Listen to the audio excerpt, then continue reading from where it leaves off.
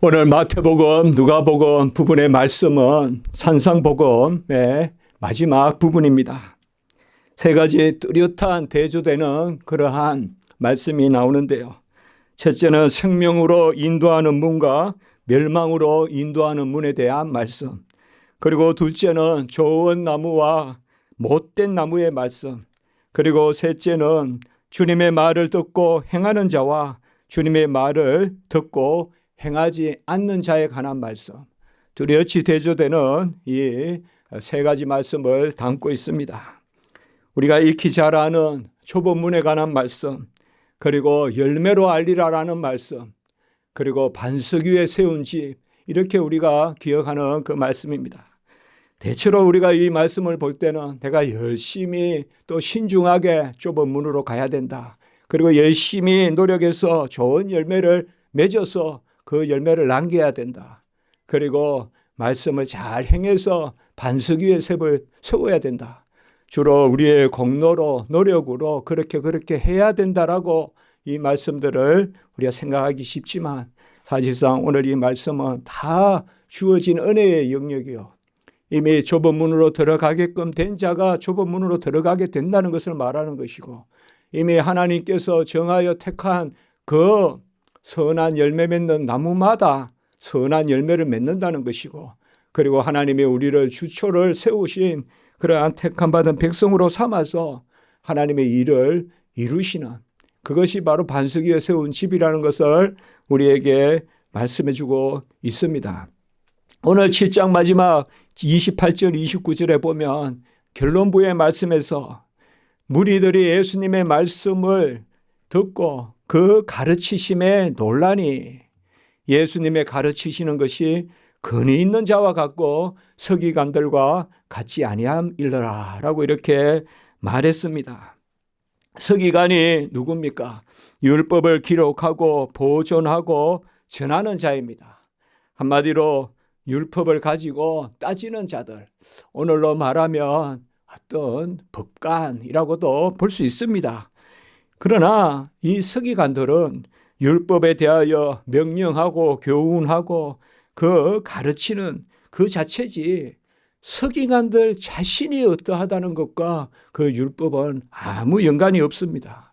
저 서기관이 저렇게 말하니 저 서기관에게 이 율법이 의미가 있다, 능력이 있다, 그것은 아니라는 것입니다.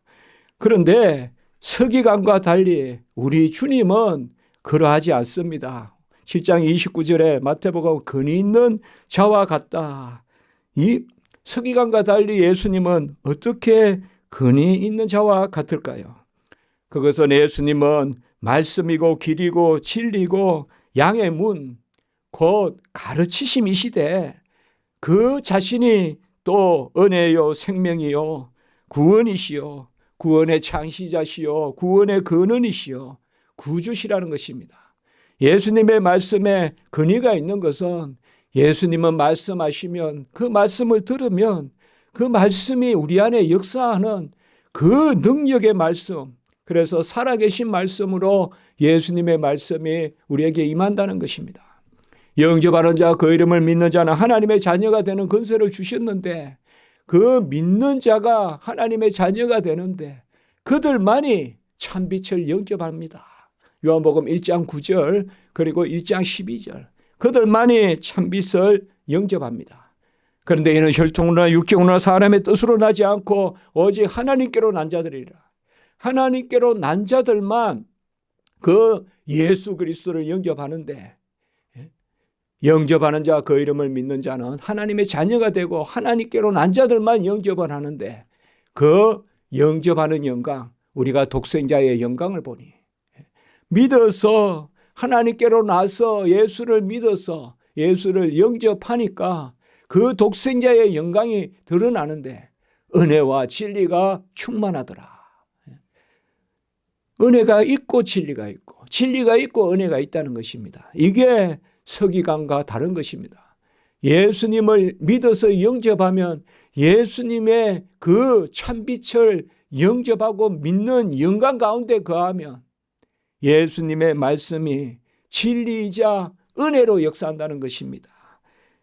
이런 가르침은 세상에 어디에도 없습니다. 그래서 제가 오늘 먼저 결론 부분을 말씀을 드리는 것은 영접하고 믿고 이것이 혈통으로나 육정으로나 사람의 뜻으로 난 것이 아니라 하나님께로 난 자들에게만 주어지는 것인데, 택함 받은 자들이 예수를 영접하면 예수의 가르침을 받을 뿐만 아니라 예수님의 진리를 들을 뿐만 아니라 귀 있는 자는 들으라 역사한다는 것이죠. 예수님이 길이요 진리요 생명이시기 때문에, 길이요 진리요 은혜이시기 때문에, 그러니 예수님의 가르침은 근위가 있는 것입니다. 예수님은 딱 가르치가지고 아멘 하면 이미 내 안에 역사하는 능력이 그 가르침에 함께 있다는 것입니다. 그래서 사실 오늘 이 결론부의 말씀이 먼저 전제가 되어야 됩니다. 누가 좁은 문으로 들어가느냐? 누가 아름다운 열매를 맺는 자냐? 누가 반석 위에 지은 그러한 집과 같이 견고하게 요동치 않고 흔들리지 않는 사람들이냐? 이것은 애써서 노력해서 되는 그러한 것을 말하는 것이 아니라, 마태복음 13장에 우리가 씨 뿌리는 자의 비유에서 옥토가 열심히 일해서 옥토가 되는 것이 아니라 바로 하나님이 옥토 삼아준 그 마태복음 13장의 씨 뿌리는 자의 비유는 바로 선택의 비유예요. 성화의 비유가 아니라, 열심히 일해서 거룩하게 되는 비유가 아니라, 오늘 말씀도 그 말씀으로 받아야 됩니다. 열심히 우리가 찾아서 좁은 문으로 들어가라. 우리가 찾아서 들어갈 수 없다고 말씀합니다. 오늘 보면. 그리고 우리가 열매를 맺는데도 선한 나무는 아름다운 열매를 맺을 수밖에 없다고 이야기합니다. 그리고 반석 위에 세운 집도 마찬가지입니다. 그래야 해서 오늘은 우리가 이 마태복음의 산상복음의 결론적인 말씀을 바로 천국 헌장의 선포, 은혜의 선포, 예수 그리스도를 영접하면 우리가 은혜를 누리는 자로서 마땅하게 이러한 열매를 보이고 반석 위에 서서 흔들림이 없고, 그것을 오늘 우리에게 말씀해 주는 것입니다.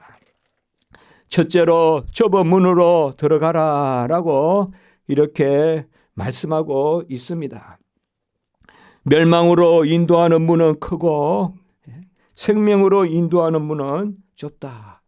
사실 우리가 좁은 문 이렇게 말을 하지만은 엄정하게 보면 여기에서 말하는 것은 두 문인데, 생명으로 인도하는 문, 사실 주제를 생명으로 인도하는 문으로 잡아야 돼요. 사실은 생명으로 인도하는 문과 멸망으로 인도하는 문이 있는데, 생명으로 인도하는 문은 좁고 이렇게 됩니다. 그래서 좁은 문이다.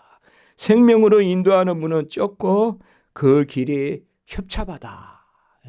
좁고 아주 꽉 이렇게 눌러 있다 이 말이에요. 협잡하다. 그런데 멸망으로 인도하는 문은 크고 그 길이 넓어서 그 거리로 들어가는 자가 많다라고 이렇게 말하고 있습니다. 우리가 큰 문과 넓은 길은 쉽게 들어가죠. 준비 없이 들어가도 되죠. 이리저리 치우쳐 가도 이렇게도 들어가죠. 누구라도 들어가죠. 큰 길로는 대로같이 들어가죠. 자기 부인이 없어도 교만해도 들어갑니다. 쿵쿵거리며 소리내며 자랑하며 사방 둘러볼 거 다 둘러보면서도 들어갈 수 있습니다. 친구 사귀고 친구와 놀면서 들어갈 수 있고, 박수갈채 받으면서도 들어갈 수 있고, 술이 취해서도 들어갈 수 있고, 쾌락에 빠져 흥청망청 놀면서도 들어갈 수 있습니다. 그러나 그 넓은 길을 지난, 그 큰 문을 지난 그 다음은 뭡니까? 멸망이 기다립니다. 멸망으로 인도하는 문이다. 어떻게 보면 그 문이 끝이에요. 그 문이 급전직하는 절벽 위에 세운 문이. 큰 이런 표현이 좀 지나칠지 몰라도 큰 입을 벌린 아가리와 같은 문이. 아가리와 같은. 악의 아가리와 같은 문이다. 누구나 쑥쑥 들어가지만 이벌레 저벌레가 그냥 막 날아다니다가 악의 입으로 쑥쑥 들어가겠지만 다 그곳은 죽음이 있다 이 말이에요. 생명으로 인도하는 문은 좁고 그 길에 협착해서 찾는 자가 적다 이렇게 말하고 있습니다. 여기 찾는 자가 적다라고 하는데 원어에 보면요. 우리가 유레카 있죠. 유레카 헬라어로. 알키메데스가 목욕하면서 발견했다. 그 단어입니다. 이게.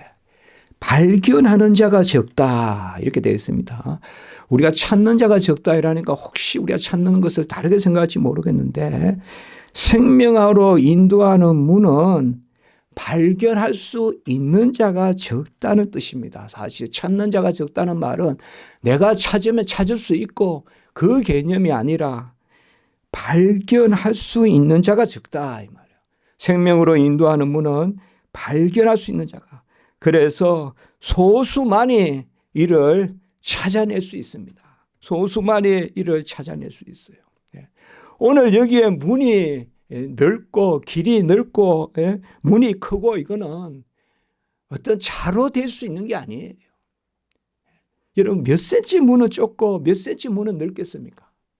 이것은 어떤 양의 개념이 아니에요.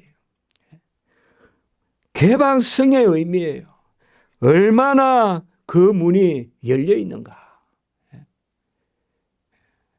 오늘 누가복음의 말씀에 보면 13장 24절 27절에 보면 이 문에 들어가지 못하는 자가 13장 24절에 먼저 보면 좁은 문으로 들어가기를 힘쓰라. 내가 너희에게 이르노니 들어가기를 구하여도 못하는 자가 많으니라. 이게 뭡니까? 좁은 문. 좁은 문은 몇 센치가 좁은 문입니까? 몇 메타가 좁은 문입니까? 좁은 문은 바로 선택을 의미합니다. 선택을 의미해요. 제가 설교문을 작성하면서 답을 낸 게 그겁니다. 주석을 보면서. 선택이다. 소수를 택한 거루트기. 그 소수의 택함이 그래서 주인이 빨아들이는 그 문. 아무도 스스로 발견할 수 없으되 들어가기를 힘쓰기는 힘쓰되 구하여도 들어갈 수가 없는 이 누가복음의 13장 24절에 힘쓰란 말은 아주 예수님이 겟세마네에서 힘써 기도할 때 땀이 피가 되도록 기도할 때 그 단어입니다. 이 힘쓰라는 단어가. 그렇게 힘쓰라 이 말입니다.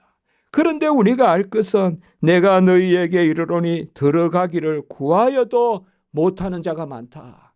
이 말은 뭡니까? 이미 하나님께서 받아들이는 자가 그 문으로 들어가고 그 문은 좁은 문이라는 것입니다. 그래서 이후에 주인이 문을 닫아버리면 문을 두드리며 주인에게 열어달라라고 하지만 주인이 나는 너를 도무지 알지 못한다라고 이야기합니다. 성경에서 안다라는 말은 택함 받은 것을 의미합니다. 내가 너를 아노라는 내가 너를 택하였노라고 같은 말입니다. 안다는 것은 자녀 삼음이요 안다는 것은 부부됨을 뜻합니다. 그래서 내가 너를 도무지 알지 못한다 이 말은 내가 주 앞에서 먹기도 하고 내가 주님 보는 데서 가르치기도 했는데 어찌 모릅니까 나를? 알죠. 봤죠. 그러나 왜 모른다 하십니까? 택함받지 않았다는 뜻이요. 택함받지 않았다는 뜻입니다. 그래서 주님이 그렇게 말씀하는 거예요. 주인에게 문을 열어주소서. 그러나 나는 너를 도무지 알지 못한다. 어디서 온 자인지 알지 못한다. 누가복음에. 그래서 우리가 마태복음, 누가복음 이렇게 같이 보는 이유가 있습니다. 네가 어디서 왔는지 알지 못한다. 어디서 왔다는 게 뭡니까? 바로 내가 너를 낳았노라. 하나님께서 낳지 않은 자다. 내가 오늘날 너를 낳았도다. 내가 너를 어디서 왔는지 알지 못하느라. 그러니까 내가 주인과 함께 먹기도 하고 내가 주인 앞에서 가르치기도 하고 보세요. 제가 참 주님 말씀 잘 가르치고 있어요. 그런데 바로 나는 너를 도무지 알지 못한다. 그러므로 좁은 문으로 들어가라. 이것은 바로 생명으로 인도하는 문이고, 이것은 택함 받은 사람이 은혜의 문으로 들어가라는 것입니다. 우리가 그 문을 열어 제치지 못합니다. 주님이 휘장을 가르고 아무도 인생은 들어갈 수 없는 그 지성소, 발을 묶고 1년에 한 번 대속죄일에 시온소 속죄소 그 앞에, 법궤 앞에서 회개할 때 한 번 들어가도록 허락받은, 그러나 이제는 누구나 믿기만 하면 들어가는 그 좁은 문이 바로 예수의 몸입니다. 휘장은 몸이라. 갈라진 휘장이 몸이라. 그리고 그 몸이 길이라. 히브리서에 나오지 않습니까? 둘째는 좋은 나무, 못된 나무의 그러한 말씀입니다. 이것도 우리가 열매로 알리라 이렇게 하지만 사실상 엄격하게 보면 좋은 나무와 못된 나무의 그러한 말씀이다. 아까는 우리가 좁은 문이다 하지만 뭐라고 했죠? 바로 생명으로 인도하는 문과 멸망으로 인도하는 문. 그러니까 생명으로 인도하는 문이 이제 좁고 길이 협착하다 이렇게 이야기한 겁니다. 그러니까 우리가 말씀을 있는 그대로 본다면 생명으로 인도하는 문, 멸망으로 인도하는 문. 그리고 이제 여기서는 또 부르짖 대조하시는데 우리 주님께서 좋은 나무와 못된 나무에 대한 그런 말씀을 우리에게 들려주고 있습니다. 좋은 나무는 아름다운 열매를 맺고 못된 나무는 나쁜 열매를 맺는다. 이렇게 말하고 있습니다. 그리고 좋은 나무는 나쁜 열매를 맺을 수 없고 못된 나무는 아름다운 열매를 맺을 수 없다. 또한 이렇게 말하고 있습니다. 아무리 나무가 애쓴다고 우리가 여기 앞에 꽃이 있지만 뭐 그냥 밤에 그냥 이렇게 아주 그 가시가 난 장미 줄기가 어떻게 저렇게 아름다운 꽃을 피우지 알겠습니까? 그러나 저 꽃은 정해져 있는 겁니다. 왜요? 장미나무니까. 장미니까 그 꽃을 피우는 것입니다. 목련이니까 목련꽃이 피는 거고요.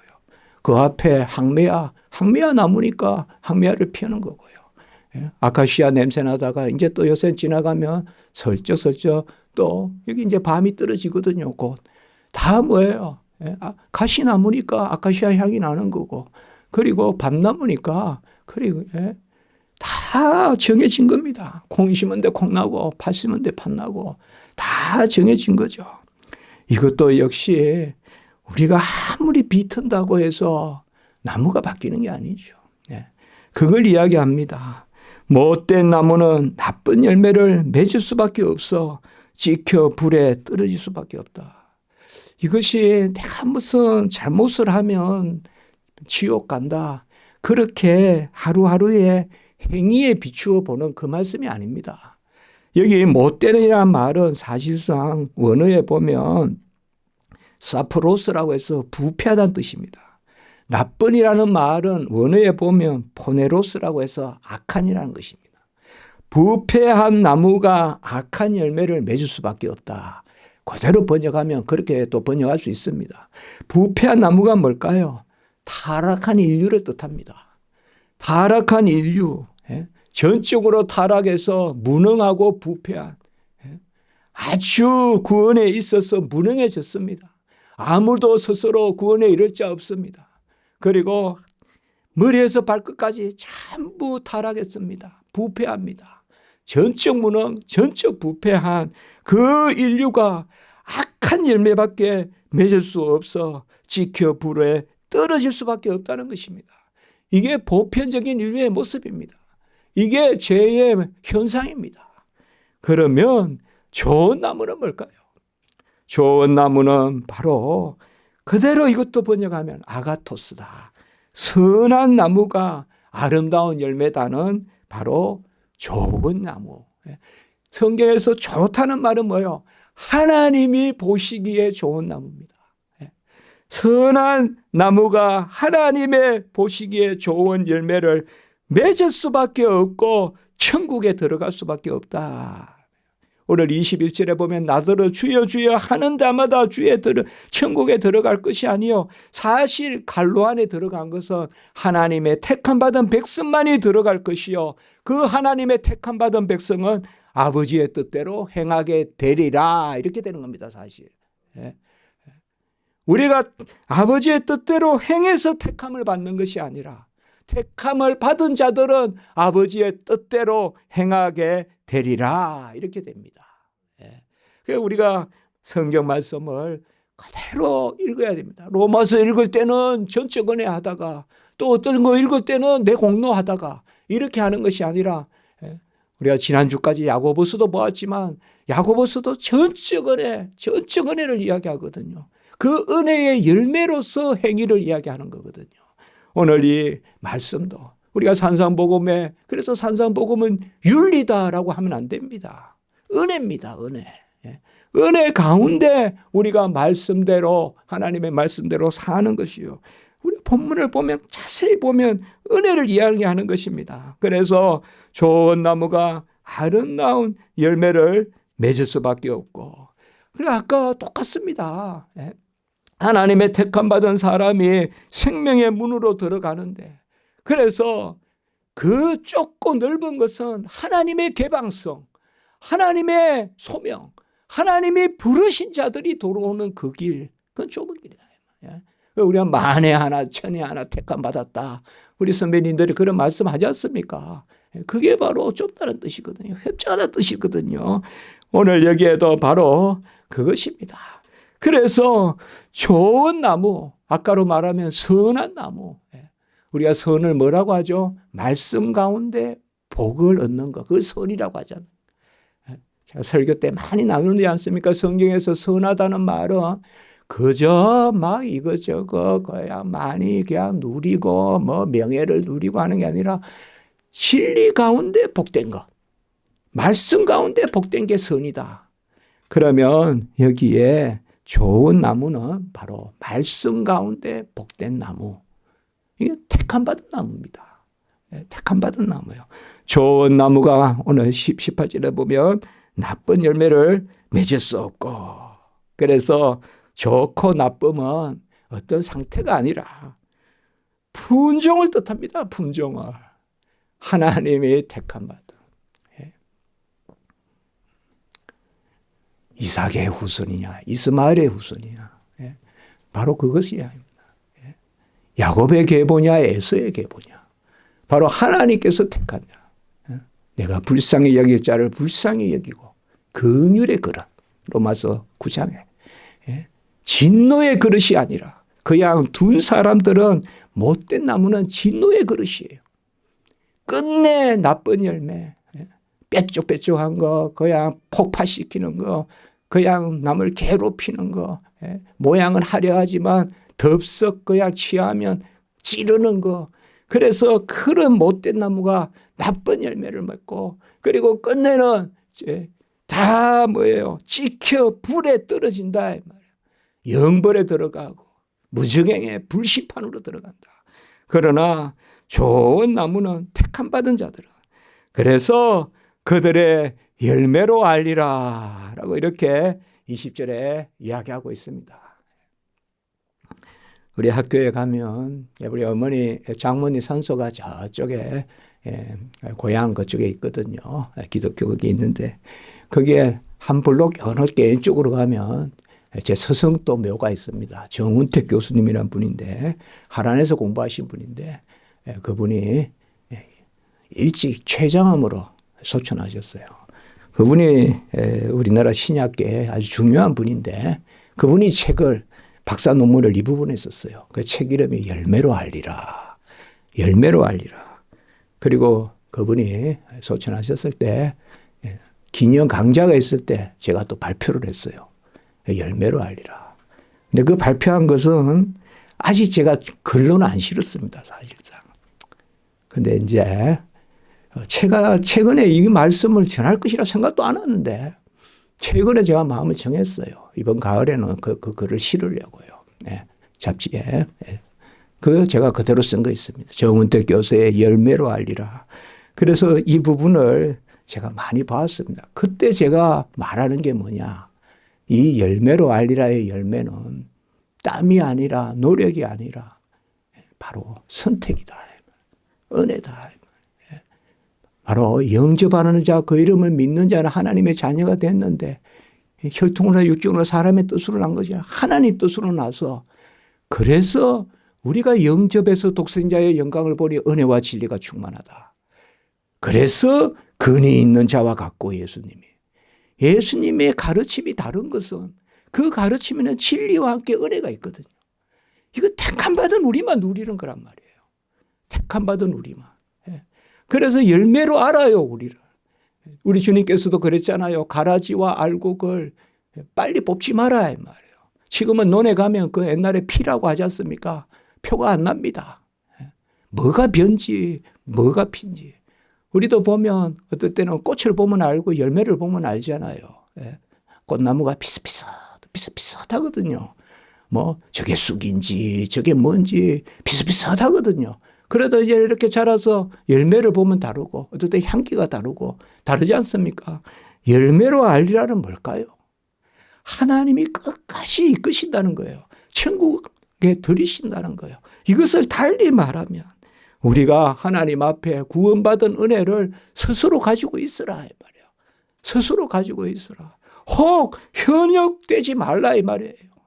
저 사람을 보니까 지상에서 저렇게 잘 살고 지상에서 저렇게 막 누리고 그런데 내가 하나님의 자녀가 맞냐 그렇게 한탄하지 말고 열매로 알리라. 마지막 하나님께서 우리에게 좋은 열매로 주신다 이 말이에요. 오늘 누가복음 6장 43절과 45절에 같이 읽었던 부분에 보면 못된 열매 맺는 좋은 나무가 없고 또 좋은 열매 맺는 못된 나무도 없느니라. 선한 사람은 마음에 쌓은 선에서 선을 내고 악한 자는 그 쌓은 악에서 악을 내나네. 이는 마음에 가득한 것을 입으로 말함이니라. 이렇게 말하고 있습니다. 바로 하나님께서 우리에게 주시는 것입니다. 이제 오늘 세 번째 부분입니다. 세 번째 부분은 바로 하나님의 말씀을 듣고 행하는 자와 그리고 말씀을 듣고 행하지 않는 자. 이것을 반석 위에 지은 집과 모래 위에 지은 집. 그래서 하나님의 말을 듣고 행하는 자는 반석 위에 집을 지은 지혜로운 사람이라 그랬고 반석이 뭡니까? 바로 기초가 튼튼한 그 반석 위에 집을 지은 반석 위에 집은 지을 때는 어렵습니다. 요새로 현대적 개념으로 말하면 제가 청주에 가니까 아이고 뭐 우리 동기인데 굴착비만 60억이 들었대요. 건축을 하는데 지하에 그래서 막 바위가 많고 막 청주에 그냥 얼마나 큰 교회를 짓는지요. 가보니까 우리 연구소도 가장 가까이서 저를 돕는 분입니다. 제 동기인데 목사님인데 청주에. 그런데 반석 위에 짓는 집은 짓기가 어렵습니다. 쉬운 건 아닙니다. 어렵습니다. 그런데 한번 지어 놓으면 요새로 말하면 돈이 많이 듭니다. 반석 위에 집을 지려면. 그저 그냥 흙에 가가지고 이렇게 그냥 산에 캠핑하듯이 그렇게 지면 금방 짓죠. 한 뭐 10분 만에도 짓고 이렇게. 그러나 반석 위에 지으려면 일단은 터가 튼튼해야 되죠. 그래서 뭐 집을 지어놨는데 집이 꺼진다든지 또 비가 와서 그렇게 무슨 수맥이 흐른다거나 뭐 저는 잘 모르지만 그건 낭패지 않습니까? 그래 큰일 나지 않습니까? 그거는 뭐 집이 아니라 집이 사람이 쉘터, 집이 사람의 보호처가 집인데 사람을 죽이는 집이 되잖아요. 잘못하다가. 그런데 주님의 말을 듣고 행하는 자가 반석 위에 집을 지은 지혜로운 사람이고 주님의 말을 듣고 행하지 않는 자는 모래 위에 집을 지은 어리석은 사람이다. 이렇게 말하고 있어요. 정확하게 여기에 보면 대조해서 우리 주님께서 이렇게 가르치고 있습니다. 아까도 말씀했지만 이 세 가지 말씀이 연결이 됩니다. 오늘 좁은 문, 그리고 열매, 그리고 반석 위에 세운 집. 이게 다 연결이 됩니다. 이미 제가 말씀을 드렸어요. 택함 받은 사람이 예수 그리스도를 영접하여 그의 말씀을 듣고 은혜로 행하는 것입니다. 불가항력적으로 예배 드리고 불가항력적인 은혜로 이웃 사랑하는 것입니다. 그래서 은혜로 읽어야 됩니다. 내가 노력해서 되지 않습니다.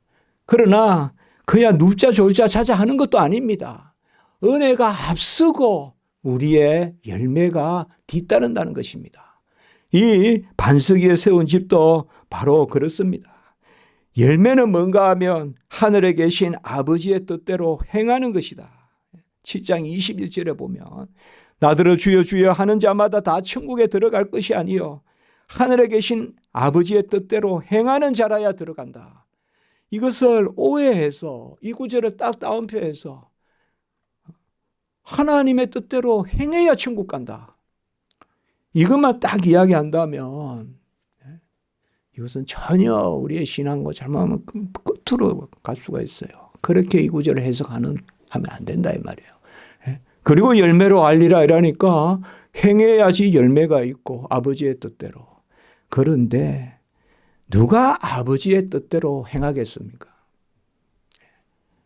우리가 자주 나누지만 포도나무와 가지의 비유에 내가 너희 안에 내 말이 너희 안에 거하면 누구든지 원하는 대로 구하라. 그리하면 이루리라. 예수가 내 안에 예수의 말씀이 내 안에 거하면 구하라. 그리고 아들에게 통하여 구하는 것이 뭐예요? 바로 아버지의 원대로 하옵소서. 아버지의 뜻대로 하옵소서. 자녀니까 아버지의 뜻을 구하죠. 아버지의 뜻이라는 것은 벌써 뭐예요? 하늘에 계신, 같이 합니다. 하늘에 계신 내 아버지. 내 아버지란 말이에요. 하늘에 계신 내 아버지. 신분이 앞선다고요.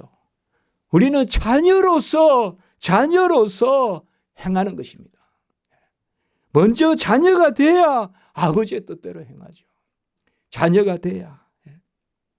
그러기 때문에 오늘 여기 말씀에서 우리가 아까도 이야기했지만은 내가 주의 이름으로 선지자 노릇하고 마태복음 27장 22절에 보면 이게 마태복음과 누가복음에 서로 섞여서 나와요. 이 두 개가. 그런데 7장 22절에 보면 내가 주의 이름으로 선지자 노릇하고 주의 이름으로 귀신을 쫓아내고 주의 이름으로 권능을 행하고 그래도 23절에 보면 내가 도무지 알지 못하니 불법을 행하는 자들아. 이렇게 이야기하고 있습니다. 내가 도무지 알지 못하니. 아까는 또 누가복음에 뭐라 했습니까? 내가 주와 함께 먹고 내가 주님 앞에서 가르치고 오늘 마태복음은 선지자 노릇하고 귀신을 쫓아내고 권능을 행하고 그래도 내가 도무지 알지 못한다. 다시 말하면 안다는 것이 뭡니까? 바로 자녀됨입니다. 부부됨입니다. 성경에서 안다는 것은 바로 그겁니다. 그래서 영생은 하나님과 그의 보내신 자 아들을 아는 것이다. 요한복음 17장 3절 말씀이 있는 것입니다. 그래서 도무지 모른다는 것은 하나님의 은혜에 택함 받은 그 가운데 하나님 앞으로 가는 양과 염소가 구별되는 그것이 전제됩니다. 그래서 우리가 하나님 앞에 내가 무슨 선지자 노릇했다, 귀신을 쫓아냈다, 권능을 행했다, 주님과 함께 식탁에 앉았었다. 무리들도 오병이어 기적을 다 체험했습니다. 그러나 그들이 십자가 아래에 못 박으소서 제일 먼저 소리쳤습니다. 길거리에서 가르쳤다. 이게 뭘까요? 자녀된 가운데서 자녀대로 행하는 것이 아버지의 뜻대로 행하는 것입니다. 이것이 오늘 우리에게 주는 산상복음의 대주제를 한마디로 하라면 뭐라고 했습니까? 하나님의 아버지이신과 우리의 자녀임. 그래서 하늘에 계신 우리 아버지여 하물며 너희 아버지일까 보냐. 하물며 너희일까 보냐. 이 말씀의 연장성에 오늘 결론 부분이 있는 것입니다. 우리는 자녀로서 하나님이 아시는 것입니다. 오늘날 내가 너를 낳았다. 내가 너를 지명하여 불렀나니 너는 내 것이다. 바로 네가 그리스도의 것이다. 그리스도와 함께 자녀된 자다. 그리스도와 함께 상속자여. 그리스도와 함께 지체여. 그리스도와 함께 약속에 참여하는 자다. 하나님이 우리를 인쳐주시는 것입니다. 그 가운데 말씀을 듣고 행하는 자가 반석이에 지은 지혜로운 자입니다. 우리는 하나님의 자녀됨 가운데 말씀을 듣고 행하게 됩니다. 하나님이 나를 자녀 삼으셨기 때문에 그 은혜 가운데 부족하지만 은혜를 앞세우고 행함을 가지고 하나님 앞에 나섭니다. 은혜를 앞세우고 예배드리고 은혜를 앞세우고 기도하고 은혜를 앞세우고 선행하고 헌신합니다. 이것이 바로 반석 위에 세운 집입니다. 주초가 뚜렷해야 됩니다. 주추가 뚜렷해야 됩니다. 중심추가 뚜렷해야 됩니다. 그 중심추를 반석에 세워야 됩니다. 반석은 바로 베드로가 주는 그리스도시여 살아계신 하나님의 아들이시니다 하니까 잘하였도다. 이를 알게 한 것은 혈육이 아니요 하늘에 계신 아버지다. 그리고 그 위에 내가 교회를 세울 것이다. 그것이 바로 반석입니다. 페트라, 게바, 베드로, 바위라는 뜻입니다. 그것은 바로 베드로 사람이 아니라 그의 고백, 말씀. 그래서 반석은 예수 그리스도시요 예수 그리스도에 관한 말씀이요 예수 그리스도의 복음입니다. 그래서 들음과 행함이 바로 반석 위에 세운 집인데 믿음은 들음으로 들음은 그리스도의 말씀으로 그리스도의 말씀에 주초를 세우는 것, 주추를 세우는 것, 중심추를 세우는 것 그것이 바로 반석 위에 세운 집입니다. 혹시 우리가 보이는 것, 느껴지는 것 찾습니까? 가장 귀한 것은 고백입니다. 같이 합니다. 고백에서 자라가자. 고백에서 자라가는 것입니다. 고백에서. 고백은 누가 들으라고 하는 것이 아니에요. 하나님 앞에 중얼거리는 것이에요. 하나님 믿습니다. 하나님 인자. 하나님 만물을 지으셨습니다. 이 봄을 새롭게 하십니다. 하나님 감사합니다. 하나님 붙들어 주셔서 감사합니다. 하나님 부족한 지옥은 너무 연약합니다. 지금도 하나님 이끄심을 믿습니다. 주추를 어디에 두느냐? 하나님의 자녀됨에 주는. 그것이 바로 뭐야? 하나님의 자녀이면 들려요. 그 들리는 것은 행함에 이르게 돼요. 불가항력적으로 행함에 이르게 돼요. 그래서 순교까지라도 해요. 이 순서가 아니고서야 아무도 자기 결단으로 나서지 못해요. 이 세상에 박사도 많아요. 이 세상에 현자도 많고요. 이 세상에 실천가도 많아요. 선동가도 많아요. 운변가도 많아요. 그러나 고백하는 자는 적어요. 예수 그리스도께서 나의 구주시고 하나님이 나의 아버지시고 행함이 없는 믿음은 죽은 것이다. 우리가 야고보서에서 보았어요. 행함이 없는 믿음은 그 자체가 죽은 것이다 할 때 행함이 없는 믿음은 곧 뭐예요? 그리스도의 은혜에 의지하지 않는 믿음이. 그리스도의 은혜에 의지하고 우리가 우리 삶을 돌아봤을 때요. 은혜가 있어야 행함이 있어요. 그게 여호와가 인정하는 행함이에요. 은혜가 있어야. 행함으로 은혜를 재량하지 마십시오. 그게 바로 모래 위에 세운 집입니다. 모래 위에 세운 집이요. 그게 주추가 모래 위에 선 겁니다. 우리는 하나님의 말씀에 순종하는 믿음은 들음으로 이 들음이라는 단어는 성경에서 순종이라는 뜻입니다. 그저 귀로 듣는 게 아닙니다. 믿음은 들음으로 들음은 그리스도의 말씀으로 믿음은 순종으로 순종은 그리스도의 말씀으로 그리스도의 말씀을 들으면 어떻게 순종합니까? 안 할 수가 없습니다. 바로 은혜와 진리가 충만하니까. 그래서 오늘 저는 요한복음 1장 14절 17절 우리가 독생자의 영광을 보니, 택함 받은 자들이 독생자의 영광을 보니, 참빛을 보니 은혜와 진리가 충만하다. 불가항력적으로 사는 것입니다. 불가항력적으로. 그래서 살아남도 살아감도 은혜다. 우리가 그렇게 고백하는 것입니다. 오늘 이제 말씀을 우리가 정리해 본다면, 예수님의 가르침이 근위가 있는 것은 우리에게 근위가 있습니다. 믿는 자들에게. 십자가의 도가, 십자가의 말씀이, 그 도는 말씀입니다. 로고스. 십자가의 말씀이 멸망당하는 자들에게는 미련한 것이나 구원을 얻은 우리에게 능력이다. 고린도전서 1장 18절에.